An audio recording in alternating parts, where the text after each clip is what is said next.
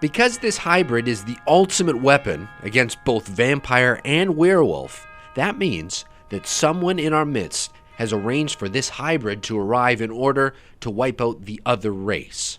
Who here could have wanted to break the truce and reignite the war between lycans and vampires? This mystery may be of the supernatural, but one must still have considered the same aspects as they would have in solving any other mystery.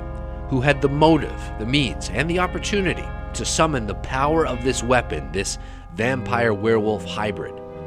Monroe would have heard the thoughts of the wolf who did it, if it was a wolf that did it.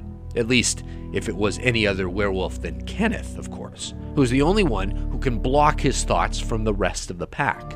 This means that right away, we can rule out all of the werewolves but Kenneth and Monroe himself.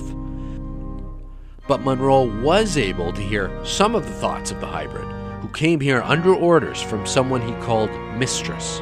We can now rule out both Monroe and Kenneth, as well as all of the male vampires. Simply by the process of deduction, we have narrowed our list of suspects down to the female vampires in the coven. But which one had the motive, the means, and the opportunity? There was only one who had all three: Sophie.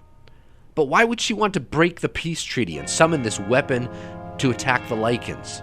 The truth is, she was not targeting all werewolves, just one: Flora. Declaring a mate for eternity is a huge commitment to make, but Sophie and Pike declared themselves to one another centuries ago. So when Sophie found out that Pike had fallen in love with someone else, a werewolf of all people, she was devastated.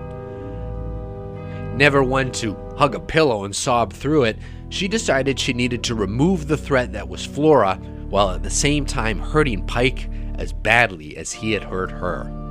It was established, with Sophie's appearance as if by magic in the hallway, that she had discovered the secret passageway that led to the basement of the mansion.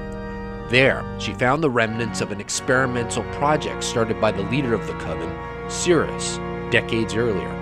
The project had been shut down for 50 years, but Sophie was quick to pick up where Cirrus left off.